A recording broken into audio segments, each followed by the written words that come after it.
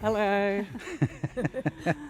So, for those who don't know, I'm Sharon, and this is Anna. I'm Anna. We're hosting tonight, and Matt will be speaking at Yeah, some yeah. point soon, hopefully. Yeah, absolutely. So you never know what's going to happen, do you? You never know. It keeps us on our toes, doesn't it? I did ask a question in the chat just to see how everyone's weeks are. Can you see the comments? No. They're coming up here. I'll pull them up Can on anyone the phone. tell us if we're actually live? Yeah, Well, I people are think, commenting. Yeah. Oh, good. Good. Yeah. So what we got? Oh, let me turn the volume down because I definitely don't need to hear myself twice. Guessing these are significant tech issues. Yes, Ade, you are correct. They are significant tech issues. Hoping nothing is smoking. You and me both. Other than Dan. Dan's smoking right now. It's coming out of his ears. Hey, Sonia. Hey, Luna. How you doing? Great to meet you on Wednesday, by the way. Ellis, YouTube description mentions surrounded by people but feeling alone, grieving a friendship that didn't survive, or simply wondering how to go deeper with the people in your life. And I'm all three. Well, hopefully you're in the right place tonight, Ellis. So yeah, we're going to catch on and talk about that. So should we just do that? Should we go into the talk and then... Yeah, we'll leave Matt to do the talk and then put back up. We'll chat about it afterwards, shall we? Normally you'd have 3 screens, but we're all going to be over your shoulder, Matt. Yeah. Well, it's just all cosy, isn't it? Yeah. And so yes. So not doing the bunny ears in the background. Saw a big banner before Alpha. Did it start well on Wednesday? Yeah, Alpha was great, actually. I really enjoyed Alpha. Thanks for asking. We had a great time with the guys on Wednesday. So still time to join. If you want to come join us in Alpha, you'd be more than welcome. That's online too, isn't it? Yes, it is. And if it's a bit daunting to come and join with loads of people you don't know, you don't have to have your camera on. You don't even need to speak if you don't want to. Just show up. Yes. I'm not sure what's happened to my voice. It's been fine all day. Tech issues. It's all going wrong tonight, isn't it? But we are really glad you're still here. So, Tech issues. Yeah. So bear with You're us. choking up. That's what it is. yeah. You're So choking up. do keep the comments up as Matt does his talk. We're in a series about wholeness, and tonight we're doing a bit about Matt speaking about friendship as part of that. So Yeah. me and Anna are going to disappear and be back in a bit. Okay. All right. Leave me See to you it. soon. Let me just unplug that because I don't think I need it. Oh, sorry, ladies and gentlemen. Let me get a little bit more established here. I just love the fact that I can just go live on my laptop. That's all a bit mental, but nice. Nice how it all works in the end. Right, just bear me 1 second as we just get ourselves a bit situated. Let me go to unplug. I unplugged something I should probably have not unplugged. There we go. The trouble is, all of this is set up for the other systems. All my notes are on a different system, so let me just pull those over. Stay easy. And we will get going talking about friendship. So, friendship is... Oh, here we go. And we are back on.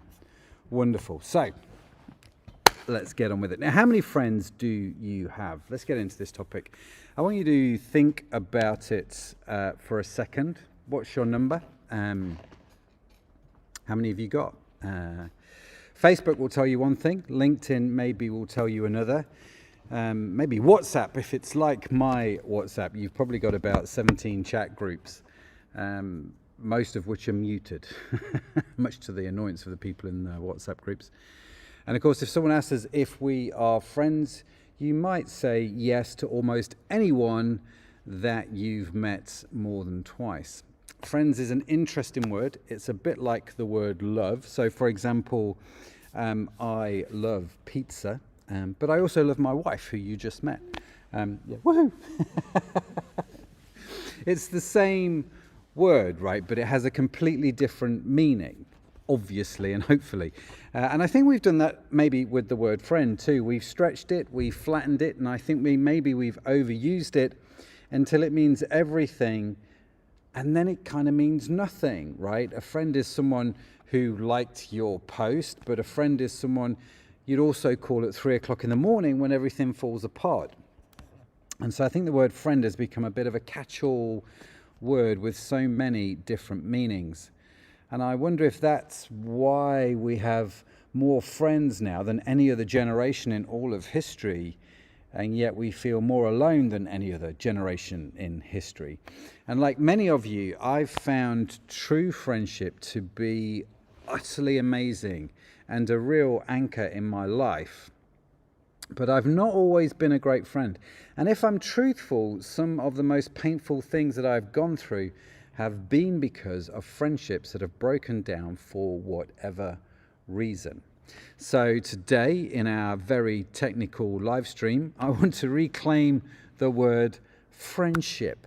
And I want to talk about maybe what true friendship actually is, the kind that changes your life, that carries you through crisis and reflects something of how God relates to us.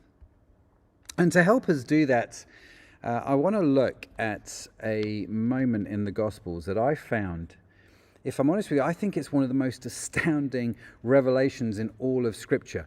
And to really get your head around this, I want to set the scene. Okay, so we're in the upper room with Jesus and the disciples. They're eating together in what we now have come to know as the Last Supper. And in a short while, Jesus will head to the Garden of Gethsemane, and he is going to be in such agony and emotional turmoil about what's about to happen that he will actually sweat blood. So he is hours away from being arrested, and the day after, tomorrow, he is going to be crucified. And I think this is important context because Jesus will already be in turmoil whilst in this room with the disciples. Whilst he's eating his supper, this is all going to be going on in the back of his mind. He knows what's coming. And in the middle of the final evening together, right, eating with his disciples, with all of this coming, he says this. He says, "Greater love has no one than this, that someone lays down his life for his friends. You are my friends if you do what I command you. No longer do I call you servants, for the servant does not know what his master is doing, but I've called you friends. For all that I have heard from my Father, I have made known to you." I call you friends. And apologies that I don't have the scriptures up on the screen. It's very raw tonight, raw technology, which is quite nice actually. I'm quite enjoying it. But anyway, this idea of friendship, right, with Jesus, think about it for a second. The God of the universe, the Christ, the one that is supposed to save humanity from itself, looks out across the table and sees this sort of ragtag group of fishermen and tax collectors, and one of whom, right, is going to betray him, and yet Jesus calls them friend, not servant, not subject, but he calls them friends. And here's what makes this, I think, even more remarkable in many ways, because Peter is in that room and he hears these words, "I call you friends." He hears Jesus say that. But Peter is also only a few hours away from doing something at this point. He's a matter of hours away from denying that he ever knows Jesus. He'll end up denying Christ 3 times, and he will do this in public, whilst his friend, Jesus, is on trial for his life. So if any friendship was going to break, it's probably going to be this one. But the reality of it is, it doesn't. Because what happens is, after the resurrection, Jesus finds Peter down by the lake and he asks him 3 times. Notice Peter denied Christ 3 times. And he asked Peter then 3 times, "Do you love me?" And Peter gives the answer, yes. So Jesus gives him this sort of 3 opportunities to come back. And I think this is part of what it means to be a friend of Christ. He doesn't want you to get your act together. He doesn't keep score. He moves towards you, I think, even after you've let him down, whatever that looks like. And the utterly astonishing idea in all of this is that this friendship that Christ has, when he says, "I call you friends," is extended to you and to me and to all the Christ followers around the world. We get to call ourselves friends of God, the Son of God. We are friends with Christ himself. And I think whenever we talk about friendship, true biblical friendship starts on this premise that we are in fact friends of Christ. So one of the surprising things, I suppose, about all of this and about Jesus when you look at his relationships with people is that it seems like he had different circles of friendship. For example, he loved the crowds, he taught the 70, and he invested deeply in the 12 disciples. But when it came to the most significant moments in his life, he only took 3 people with him, which, if you know the Bible, you'll know it. Remember, it's Peter, James, and John. So Peter, James, and John, they were there when Jairus' daughter was raised from the dead. They were the only ones who saw the transfiguration, which was this crazy moment in the Bible where sort of Jesus and heaven collide. And also, as I mentioned, in the Garden of Gethsemane, where Jesus was facing his darkest hour, he took these 3, James, Peter, and John, deeper into the garden, and he said, listen, you stay there, you watch, and you pray.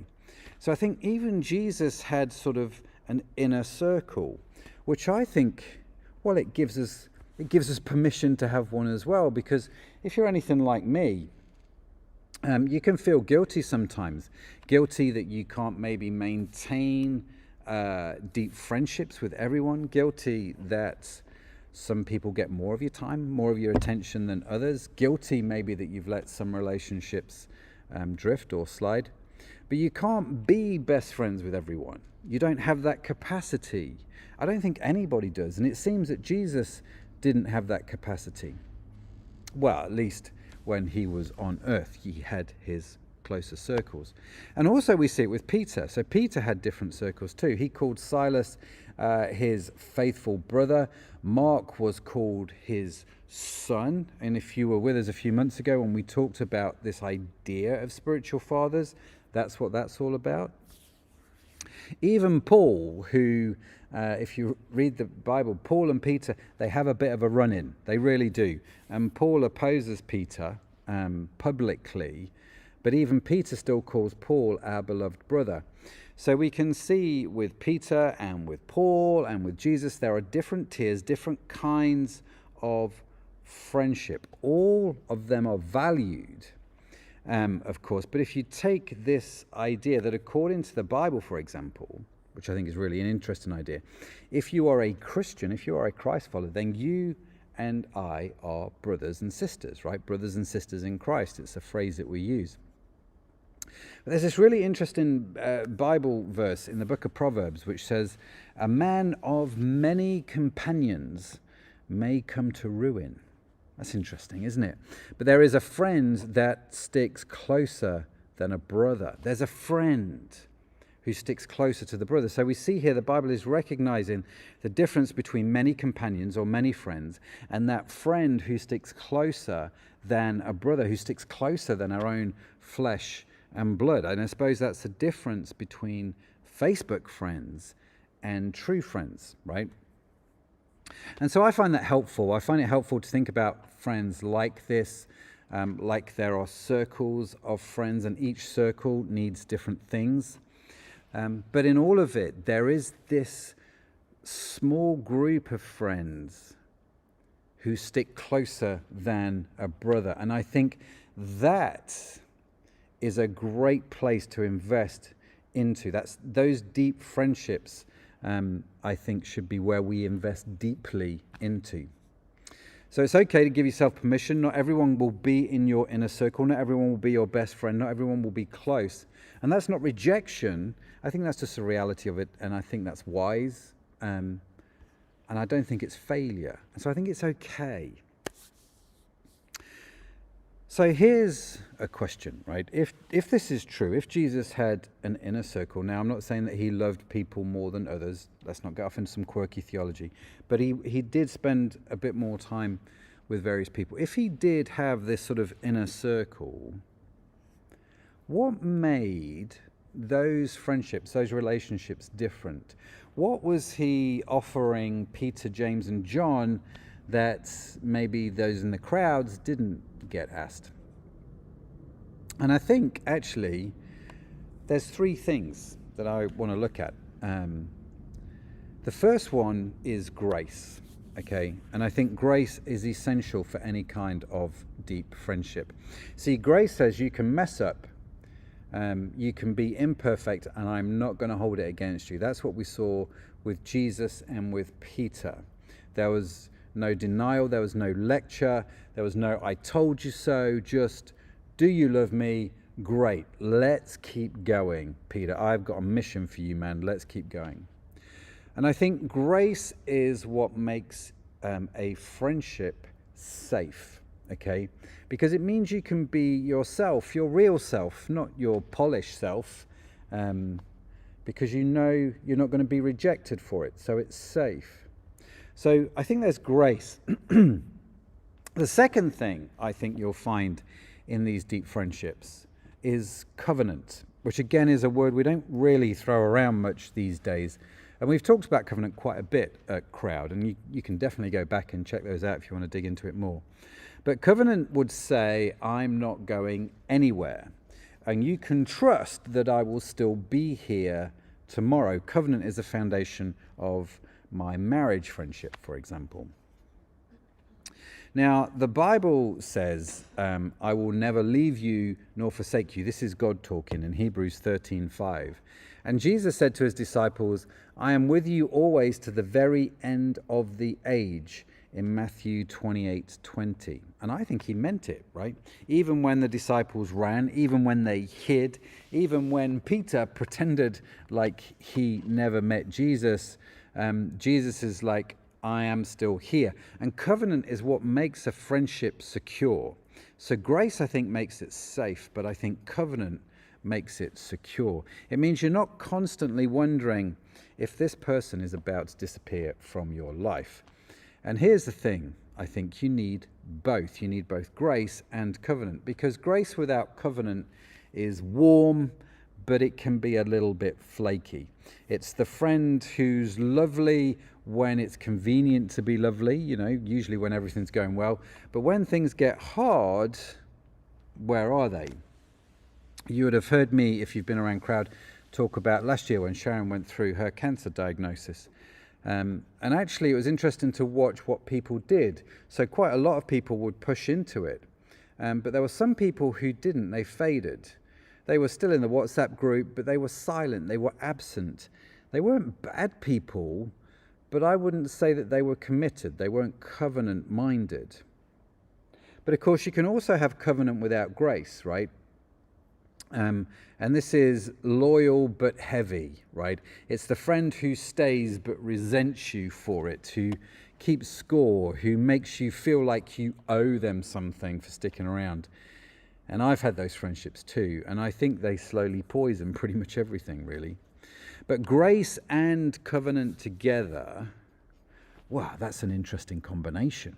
And I think it's quite biblical, because you've got both safety and security. You've got freedom and you've got faithfulness. And that is a really good foundation for a good friendship. And I think that's what Jesus offers us. And that's what we can learn to offer each other. Now, I think the world outside the church can offer acceptance without community, or duty without delight. But I do wonder whether only the gospel really holds these things well together, because grace and covenant really is what God is all about. We see that modeled in our relationship with God. So I said that there were three things. I'm going to get to the third, but let me start that by asking a question. How is a deep friendship forged? So if we think about Jesus with Peter, James, and John, okay, what Jesus does is he offers them something else. I think he offers them a chance to do life with him in a way no one else is, right? They got to see every single side of Jesus, from his highest highs to in Gethsemane, the lowest of lows, where Jesus is just in absolute agony. And I don't think friendships like that just happen. You don't stumble across them. I think the best friends aren't found. I think the best friendships are forged. And I do like that word. I'm using it intentionally, forged, because it implies heat, it implies pressure, it implies time. Like a blacksmith. I did a bit of metalwork and blacksmithing when I was at school. It shows you how long ago it was when we used to do things like that. But it's interesting, isn't it? Because a sword just doesn't appear. You don't find a sword. You make one, and you make it through fire and hammering and through patience. That's, what forging is all about. And I think that's what true friendships are about, especially the ones that want to last. And we can see this a little bit in Peter and John. They did not start out as best mates, not at all. They were actually business competitors. They were rival fishing operators on the same lake. If anything, maybe they had reasons not to like each other. I am hypothesizing. I appreciate that because Scripture is not clear. But what is clear is what they became. So when Jesus needed someone to prepare the Last Supper, he sent Peter and John together. When Peter wanted to know who would betray Jesus at the Last Supper, he leaned over to John and asked him to find out. When the tomb was empty, Peter and John raced to the tomb together. It turns out John's a bit of a faster runner and he got there first. But he still waited for Peter before going in. So it's interesting, this friendship that had developed and how they knew each other's strengths and how they made space for each other. What's also interesting is at the resurrection, right, Peter wasn't there. He denied Christ. But John was. So they had to obviously overcome that. That would have had some really interesting conversations, wouldn't it? But overcome it they did, because after the resurrection, Peter and John, they on the way to the temple, a lame man got healed. Let me get the story right. A lame man gets healed, and Peter and John get arrested, and they face the Jewish ruling council together called the Sanhedrin. They were arrested, they were threatened, and they were told to stop preaching. But they sort of refused this, and they refused it together. And when the church in Jerusalem heard that Samaria had received the gospel, in other words, it was just, Jesus was just breaking out in this town called Samaria, and everybody was becoming Christians. And so what did the church do? They sent Peter and John together to confirm it. These guys spent decades of doing life together. They had shared mission, shared suffering, and even that shared failure of denying Christ. But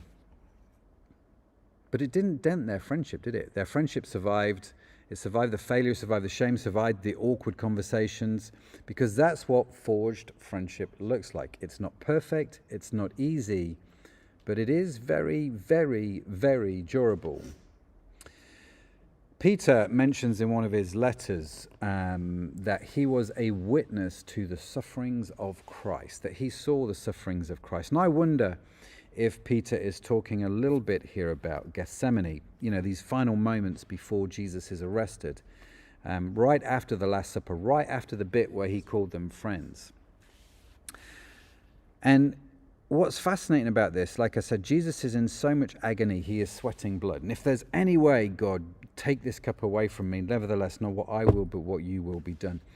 And it's a very famous story about Christ and the agony that he is facing. But he takes with him Peter, James, and John and says to them, like I said, stay awake and pray. But they fell asleep. The chaps fell asleep. Where were they in Jesus' most difficult moment? They were nowhere. They were fast asleep. They couldn't even stay awake and pray for Jesus. They had failed him in whatever way that looked like. And yet that shared experience, I think, of failure and grace became part of their foundation for the friendship and the ministry that lasted the rest of their lives. And I don't know if you've experienced this, because I have. I had 3 really, really good close friends. We met at uni, we lived together, we grew in faith together, we did ministry stuff together. Our families became tight, our wives, our kids, all became friends. And those friendships were forged over decades through illness, through crisis, through just doing life together in the trenches. But if I'm honest, that group of 3 is now a group of 2. With one of the guys, I was in business, we were partners, but that relationship ended badly, which is a really sad thing to be able to say. There were things that were said, there were things that were done that couldn't be overcome, and that friendship didn't survive. The last communication we had was an email wishing each other well, and that was almost 10 years ago. So whilst Peter and John's friendship survived failure, not all of mine have, if I'm honest with you. And it's a journey for me, and I'm still learning why. But what I do know is that the friendships that remain, the ones that are really tight and close, they weren't found. They were forged through time and through fire, through being there when it wasn't convenient, through grace when I messed up, and covenant when I wasn't the best friend that I could be. I have a really good friend who, when I had a serious injury on my hand, you can see part of my finger here is missing. I had a serious injury to my hand about 20 some years ago, and he came up to visit me and he just gave me a check for 500 quid so I didn't have to rush back to work. Now, it's not like he had loads of money to do this. He just gave it, no questions asked. And when Sharon had her diagnosis last year, he was the guy that called me the most. Called regularly, short calls, just checking in. No one was keeping score, right? Grace and covenant in one person doing shared life together. So, bringing this into land, as we like to say in Christian circles, let's close this up. So one thing that I want you to do, right? Here's my invitation, my challenge for the week. I want you to take one step toward someone, not to earn their friendship, not to keep score, just to offer what you have received from Christ. Send a text, make the call, show up, bake something, send something, whatever it is. But pay attention, right, when you do that, to who steps back towards you. Because, like I say, the best friends aren't found, they are forged. And I think real friends are rare. I think they really are. Really good, close friends. If you have 1, 2, or 3, you're doing well. You don't usually have many, and I think that's okay. But let me tell you, friendships like that are worth it. They are worth the time, they are worth the awkwardness, and they are worth the risk of getting hurt. Because when you find someone who offers you grace and covenant, safety and security, when you find someone who stays through the fire and comes with you the other side, I think, genuinely speaking, that is one of the greatest gifts life has to offer. And I think it starts with being befriended by Jesus. And if you've never experienced that kind of friendship with Jesus, if this is new to you, then I think it's where it starts. And I think he offers you his friendship today. He's the one who called you friend before you earned it, the one who restored Peter after his worst failure, the one who says to you today, I am not going anywhere. That's worth thinking about for a second, because you can receive that and then you can give that away. So who are you going to reach out to this week? Normally, at this point, I would hand over to the beautiful ladies who are now going to... No, we can. Oh, can you take over?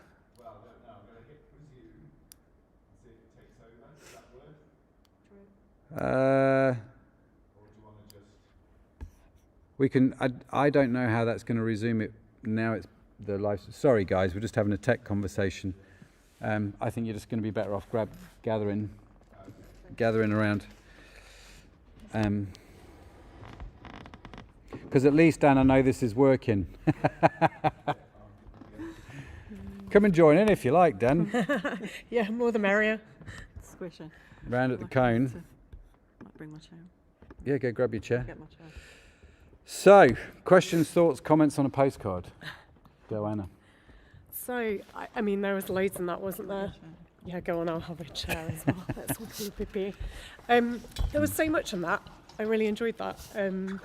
I think when I reflect on friendship, I always think there's something about our generation have a lot of breadth, and we don't always go that deep in friendship. Yeah. So we have a lot, we might have Yeah. 800 friends on Facebook, but how many of these people do we see regularly in real life? Yeah. And I just feel like sometimes, like in our generation, we swapped like depth of friendship for just knowing about lots of yeah. people over knowing Wide a few over people deep. deep. Yeah, wide over deep. And that is something that I constantly reflect on and regularly come back to and think, who are those people that I'm... There's nothing wrong with knowing lots of people on a superficial level, like I do, but I think I'm always coming back to, but who are those deep friendships that are there long term and go a bit deeper, and those people that really know me and really hold me to account, and like you say, are those people that you can phone at 3 a.m. or count on when something goes wrong, when you've got cancer diagnosis or all those kind of things. So yeah. Yeah, Anna and I were talking before the live stream because we both read the notes for the talk beforehand, and it kind of made us both sort of take stock of our friendships and go, oh yeah, who are my friends? And I wonder whether anyone who's watching has had that effect on you as well, and whether that's made you feel happy, like, oh yeah, I've got these really deep friends, or whether actually that's made you feel a bit sad because you've realised, oh, who is in my life? Who are my good friends? So yeah, do add your comments where you're at. And I think Ellis has already kind of commented on that. Just I've got it up here. And that was in relation to our description, which was to do with surrounded by people but feeling alone. I wonder if anyone can relate to that. Grieving a friendship that didn't survive, or simply wondering how to go deeper. Yeah, where, or maybe you're like I just said, really thankful that you do have good friendships. Yeah. So, It's a really powerful thing, isn't it? Grieving a friendship that didn't survive. Yeah. You know, like my story at the end, I can totally relate to that. Because, and the hard thing is you think it should survive, and you question why it didn't, and you question yourself a lot. And rightly so too. I think over that friendship, I'm not saying I was without blame, but neither was all the blame mine. And I think it's a really hard place to get to just go, okay, that was for a season, you know. And I think I said in my letter to them that I'm going to choose to remember the good times and the good memories, and that's where I try and focus my energy, and just be okay with, for whatever reason, that friendship for a season was great, but it's just really sad that it isn't now, and so you do grieve those friendships, I think. But I think you also learn from them, right? And you take those into Definitely. Your other friendships, and you become, like for me, I'm super grateful with the guys that I'm tight with, you know, and just Paul, whenever he writes a letter, when he says, whenever I remember you, I thank my God. He says this to quite a few of the churches that he writes to, and I think I'm like that with my friends. I remember friends and just go, oh, I'm so grateful for them. You know? So totally get it, Ellis, you know, the grieving, the lost friendship. The whole about being in a crowd and being lonely, I just want to try and pick up on that a little bit. I had a friend who'd said to me quite a few years ago, and she said that when she was at school, I think she was in quite a small class, and she just didn't really click with any of the very few people in her class.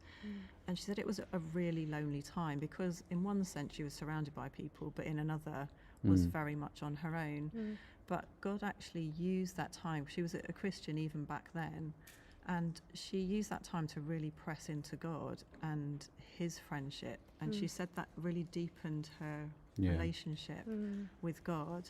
And then there's a verse that I looked up earlier, where it's 2 Corinthians 1 verse 4, which says, he comforts us all in our troubles so that we can comfort others. When they are troubled, we will be able to give them the same comfort God has given us.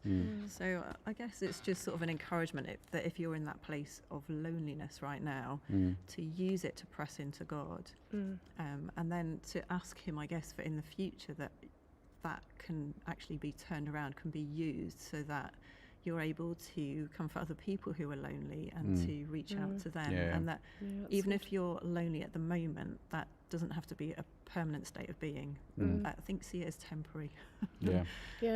And I actually, that reminded me, I really like kind of one of the last points you made, Matt, about how friendship really begins with God and friendship with God. And actually, if you can find a really deep friendship with God as your foundation in life, actually, I think it makes other friendships easier. It doesn't make them perfect, as we all know. But it's certainly, I feel like a lot of the insecurity and fear that a lot of people have, and that certainly I had when I was younger about friendships, like insecurity, do they really like me? You know, like that fear that of rejection, I guess, that we all have to a certain degree. I think when I was secure in my relationship and friendship with God, it made me much more secure in my friendships with other people. And even when they weren't as deep as I would have wanted, or maybe people did let me down sometimes, I'm sure I've let people down a zillion times as well.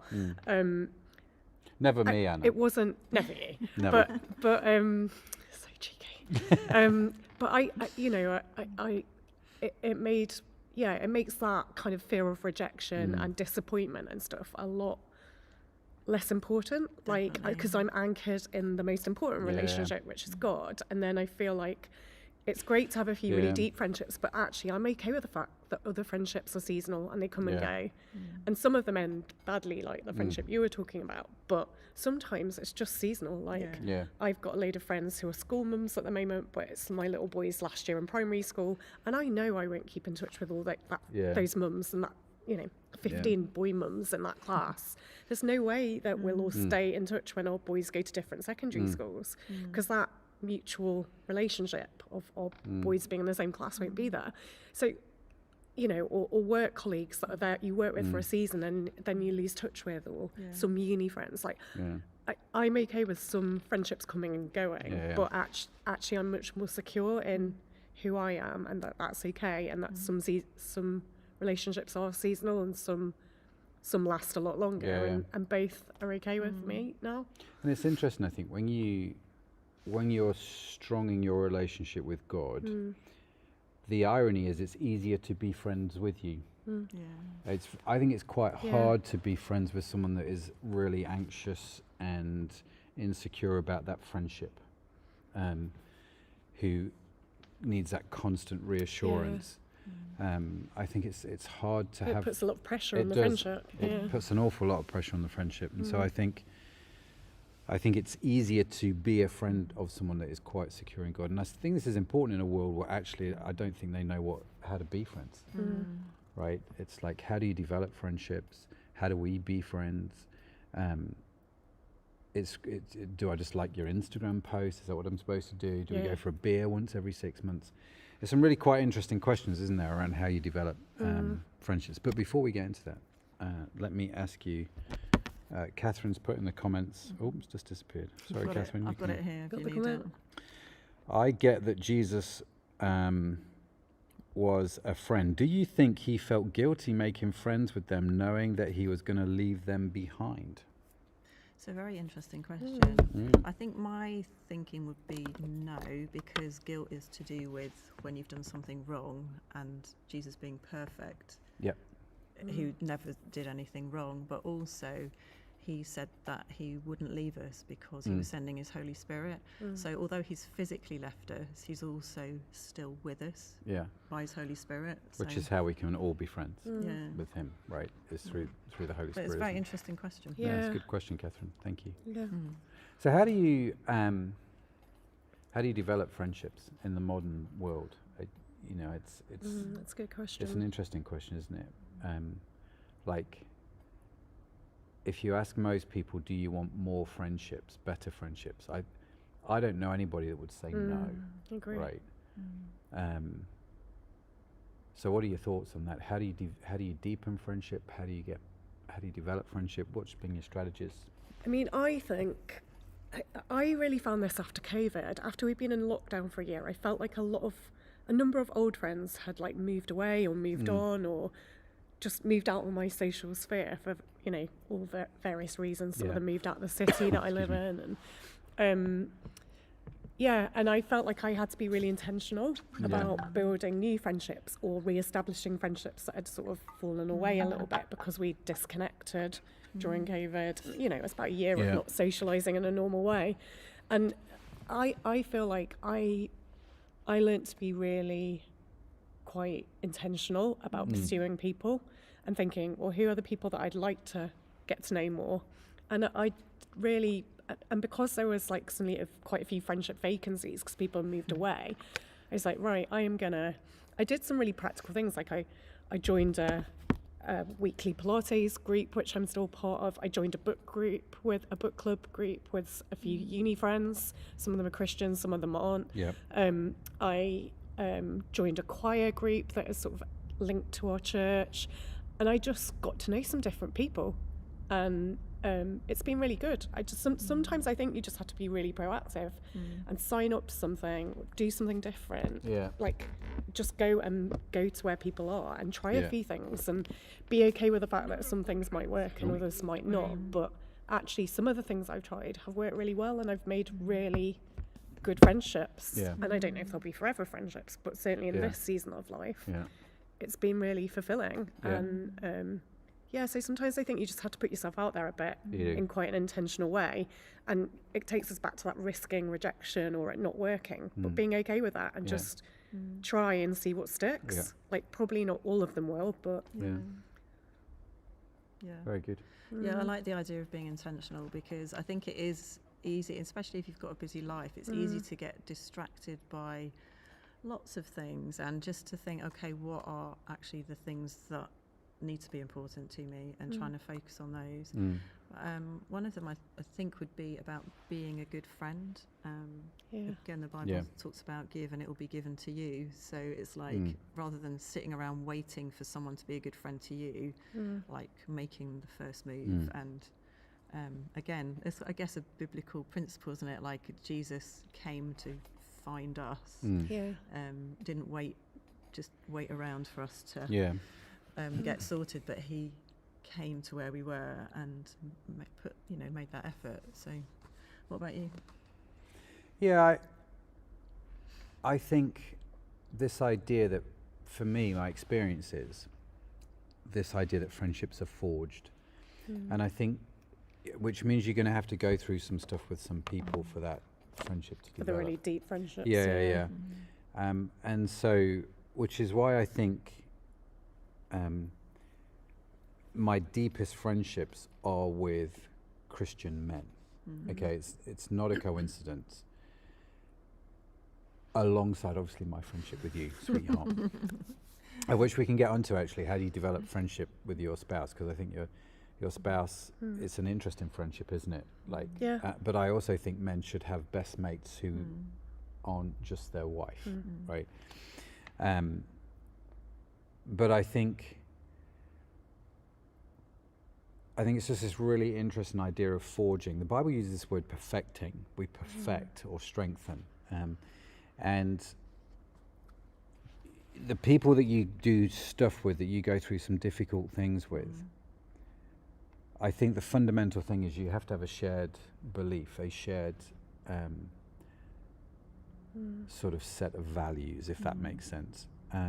Which is why I think it's really tricky if a non-Christian and a Christian get together in like a relationship. I appreciate this is a completely different topic, but it's really complicated because all of a sudden that shared value isn't there, right? And I think that shared value of faith is what takes you through a lot of these life experiences.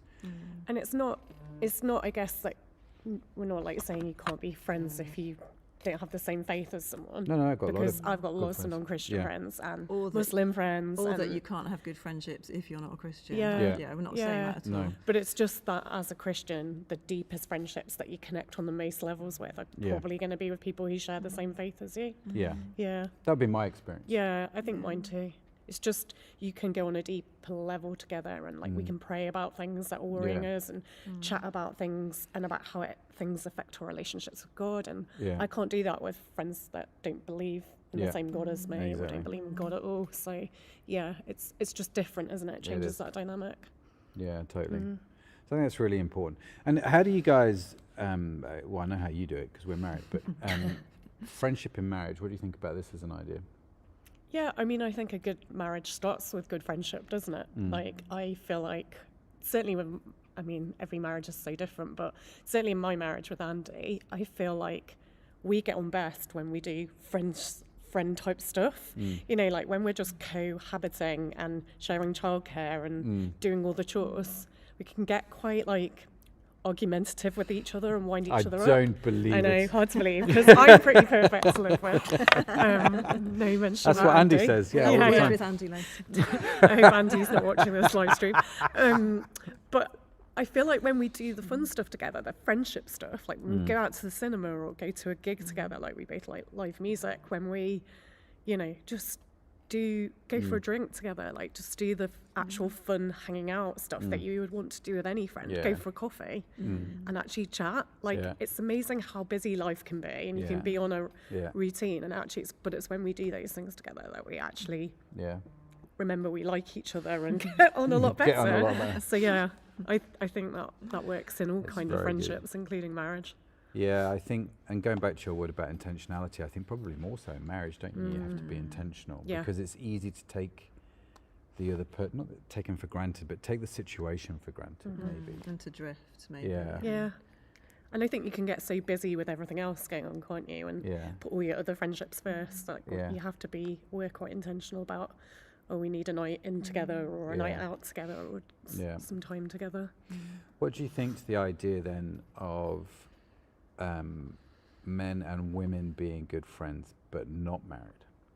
As in, like, can you have good friendships with guys who are married to somebody else or who aren't, well, basically they're not married to you and they're not your husband? I'm kind of curious, how do you manage that? I think you can. I think you have to be wise about it, and I think you have to do it in a different way. Like, I feel like I do have male friends, but they're not quite as deep as my female friends or my marriage friendship. I think it was different when I was single. I think I just had lots of male and female friends, and I think it has changed. And, you know, I'm not constantly texting fun stuff to like other male friends, but you know, I have work colleagues who are friends. You know, we're friends, aren't we? But it's not probably to the same level that I'm friends with some of my girlfriends. You don't text me all the time. No, I don't. Which I have to say I'm grateful the for. only time Matt texts me is when he's like, can you do Crouchurch on Sunday? So yeah, it's like a different level. But also we would go out for a coffee and chat about some stuff, wouldn't we? So I think there's nothing wrong with it per se, but I think you have to be quite wise about it and maybe just have some clear boundaries, I think. Yeah, I think one of the things that draws people close together is if you are like sharing on a vulnerable level. So I personally wouldn't do that with any other guy unless Matt was present as well. Yeah, because I think you just connect then, and above everything else, I want to protect our marriage covenant. Like that comes before every, other than God, before all other relationships. So anything that's going to put that in danger, I'm just going to avoid completely. Very good. So it's like you can have the kind of fun friendships, like on a lighter level, and social friendships, but probably not the deep forged ones with other. I think couples can have deep forged friendships with other couples. Yeah. Like I think we're good friends, aren't we, with a couple of other couples? Yeah, that's and true. then we all talk together. So the friendship in that level, but I wouldn't meet up on a regular basis one-on-one with another guy. Yeah, I think it's an interesting. I think you create interesting dynamics. But like you say, I think for me, laughter is one of those important things in friendship. The ability to laugh, particularly at yourself. Yeah. Usually at me, I think. I definitely laugh at myself a lot. We mostly just laugh at you two. Yeah. I know, that's fine. I'm okay with that. I'm secure. But yeah, I think things like that make a big difference. So I'm aware of time. I appreciate we started a little bit late because of the technical difficulties. Sorry again, ladies and gentlemen, for that. Oh yeah, I didn't realise the time at all. Chatting away. I've got all these other bits that I could talk about. Well, I was going to say, is there anything else you want to do?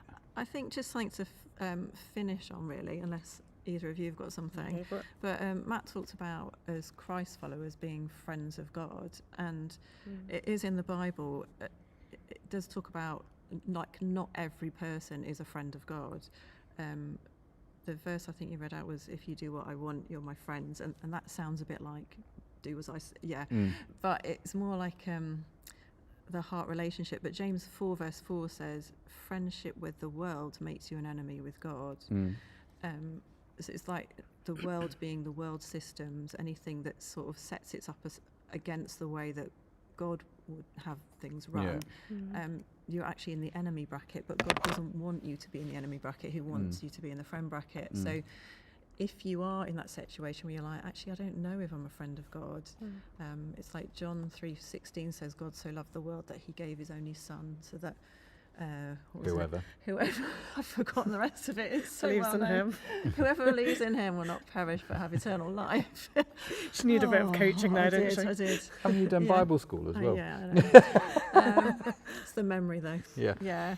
And it's like Jesus came so that to bring us all into that friendship, to bring us all into that family, but we have to accept it. So if that's you, that invitation is open to you as well. So that's just what I thought. Very good. My last parting gift. That's a good parting gift. Anything from your good self? Yeah, I think just following on from what Sharon's just said, like as I said at the beginning, I think friendship with God is where it all begins. Yeah. If you want better relationships and friendships in your life, start with pursuing a deeper relationship with God. That you know, I think that's changed my friendships massively. Yeah, and I think actually one of the things you can pray for is friendships, right? So if you are lonely, one of the things to pray for is friendships. Lord, show me how to be a better friend with you. Show me how to be a better friend to other people. Help me connect with the right Help people. me connect with the right people, and you know, get out there and see what God does, because you just never know, right? It's like, say, just press in to some people and see who presses back, and just see where that goes. I do think friendships are worth it. I do think they're like with marriage. It takes effort. It takes intentionality. But I think it's one of the most life-giving things to have, is to say you've got good friends who you can call on at any time without judgment, and they will support you through whatever it is you're going through. And that's a beautiful thing. It is a beautiful thing and worth pursuing. So next week, do you know what's happening next week? Of course you don't. 'Cause I've not told you. I'm not here next week, so You're not on next week, are you? I pay no attention unless I'm joking. I do She's actually really quite often not. watch when I'm not here, but I don't know what's happening next week. Next week is Mike Harris. Cool. Mike's a legend. Yeah. I'm hosting with Jenny, and we're going to talk about what it means to love your neighbour when Jesus gave that command. So we're talking about relationships. So next we're going to get onto what it means to love your neighbour. We do have the Alpha course, which was mentioned at the start. If you'd like to do Alpha, join us. It's not too late. We've done week 1. You would be more than welcome to come join us for week 2. It's been a great start. I've really enjoyed it. But we are going to end it there. We'll open up Live Lounge. I would say, Dan, put it in the comments. We should stay here. Yeah, I should probably put it in the comments, actually, because Dan's not got access to them right now. Let me do that. No. What day is Alpha on for anyone who wants to come? Oh, Wednesday. Wednesday. Cool. Yeah. We've also got a couple of midweek small groups which are on Zoom, I think. I lead a women's only one, and Aiden and Sonia lead a mixed one. So you're very welcome to come to those. Just send us a message and we'll connect you with that. There you go. I think I put the right link in the go.crowd.church/meet. Yes. Is that right? Have I spelled it all right? I think so. Yeah. That's it. It's roughly. We'll find out in a minute, we'll won't see we? if If no anyone one shows turns up. But you're more than welcome to come see us in Live Lounge. We won't be there long, because I appreciate the time is getting on. And if you want to get on, obviously don't feel like you have to come join us. But it'd be great to see you in there. But yeah, hopefully see you next week. Hopefully we'll have the kit up and running. Otherwise we'll be sat around the laptop again. Seemed to work okay. It's like the old days, isn't it, when we It first is. started? Yeah, it is. It's like back to the beginning, which I quite like. It's quite raw. But bless you guys. Have a great week wherever you are in the world. We'll see you next time. See you soon. Bye for now.